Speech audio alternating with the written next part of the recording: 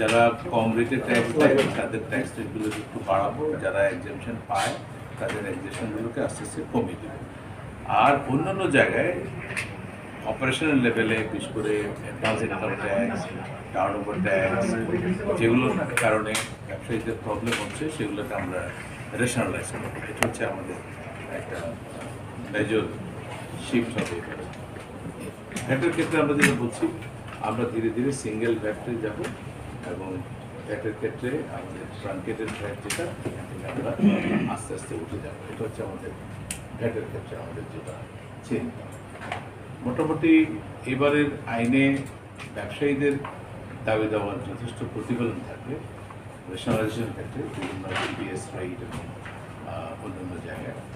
আবার অব্যাহতির ক্ষেত্রে যারা দীর্ঘদিন ধরে অব্যাহতি পেয়ে আসছেন তাদের ক্ষেত্রে তাদেরকে একটু নতুন করে চিন্তা করতে হবে যে না, এখন আমাদেরকে ট্যাক্সটা দেওয়া শুরু করতে হবে। এটা হচ্ছে আমাদের মধ্য আকারের মেসেজ। আর যেগুলো ট্রেড ফ্যাসিলিটেশনের কথা বললো, কাস্টমস রিলেটেড যে বিভিন্ন রকমের সমস্যা হয়, বিভিন্ন রকমের ইন্টারপ্রিটেশন হয়, যেগুলো আমাদের এখান থেকে ইন্টারপ্রিটেশন ইস্যু আছে, আমরা এগুলো ক্লিয়ার ইন্টারপ্রিটেশন দিব যাতে করে অ্যাপ্লিকেশন করতে গিয়ে ডিসক্রিপশনারি পাওয়ারের কারণে আমাদের বিশেষ করে বিজনেসের অসুবিধা না হয়।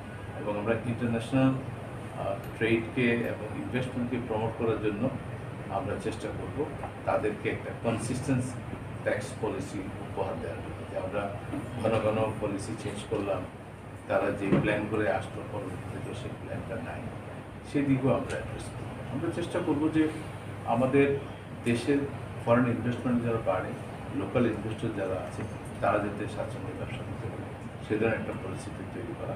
At the same time tax collection করা, এবং ট্যাক্স কালেকশনের দিক থেকে আমাদের যেটা করতে হবে, আমরা কমপ্লায়েন্সটাকে নিয়ে আসবো।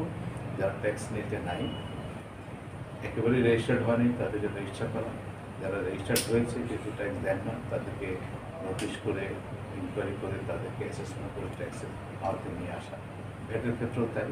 আর যারা ট্যাক্স ফাঁকি দিচ্ছেন দীর্ঘদিন যাব, তাদেরকে আমরা কীভাবে তাদের ফাঁকিটাকে উদ্ঘাটন করে তাদের ফাঁকিকৃত ট্যাক্সটাকে আমাদের পোশাকারে নিয়ে আসতে পারি, এগুলো হচ্ছে আমাদের টোটাল এবারের প্ল্যান, এবং সেভাবে আমরা কাজ করছি।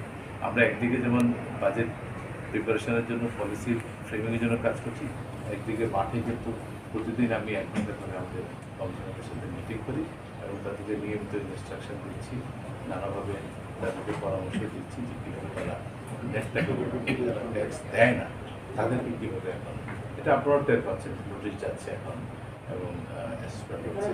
আমাদের অফিসাররা এখন মাঠ পর্যায়ে চলে যাচ্ছে, সেখানে গিয়ে স্পটে রেজিস্ট্রেশন হচ্ছে, স্পটে রিটার্ন নিচ্ছে। আমরা চেষ্টা করছি, এবারের আশাও বেশ সারা পড়েছে, প্রায় এই পর্যন্ত 15 লাখের মতো অনলাইনে ট্যাক্স রিটার্ন দিয়েছে। আগামীবার আমরা চেষ্টা করবো আরও ব্যাপক আকারে অনলাইন রিটার্ন দেওয়ার জন্য। আমাদের কিছু অটোমেটেড সিস্টেমকে আমরা পুরোপুরি অপারেশনাল লেভেলে নিয়ে আসছি, যেমন সিঙ্গেল মডেল, যেখান থেকে আমাদের এক্সপোর্ট ইম্পোর্ট রিলেটেড যে লাইসেন্স পারমিট সার্টিফিকেট এগুলো নিতে হয়, সেগুলোর ক্ষেত্রে আমরা অনলাইনে চলে আসছি এবং প্রায় 1 লাখের সার্টিফিকেট আমরা ইস্যু দিয়েছি। আমাদের মূল প্রবলেম হচ্ছে অন্য জায়গায়। এই যে আমরা আমাদের যে প্রফেশনালিজম ডেভেলপ করে নাই, আমাদের যে গভর্নেন্স ঠিক নাই, তারা বিভিন্ন জায়গায় গেলে দিনের পর দিন, মাসের পর মাস, ইভেন আমাদের ইন্টার ডিপার্টমেন্টালি যে হ্যাসেল গুলো হয় বুঝাইতে এবং বুঝতে, এইগুলো যদি ঠিক না হয়, যতই ইনসেন্টিভ থাকে, ট্যাক্স পেয়াররা কিন্তু ট্যাক্স রেটকে ভয় পায়। তারা ভয় পাইলো অন্যগুলো। আমরা অনেক সময় ওই জিনিসগুলো ভুলে যাই, যে শুধুমাত্র মনে করি যে হ্যাঁ যত একটু লেমন জুস দিলে বুঝি সে দৌড়ে চলে আসে। না, তারা আরো অনেক স্মার্ট, তারা সব কিছু দেখে। তার যে ইজ অফ ডুইং বিজনেস আছে কিনা, এখানে ট্রেড ফ্যাসিলিটেশন হয় কিনা, তার কাজগুলো করতে কতদিন লাগে, মানে এটা একটা ওভারঅল ইকোসিস্টেম। শুধুমাত্র এনবিআর সব ছেড়ে দিলাম তো 50 বছর থেকে তো সবই ছেড়ে দিলাম, তো হইলো না কেন?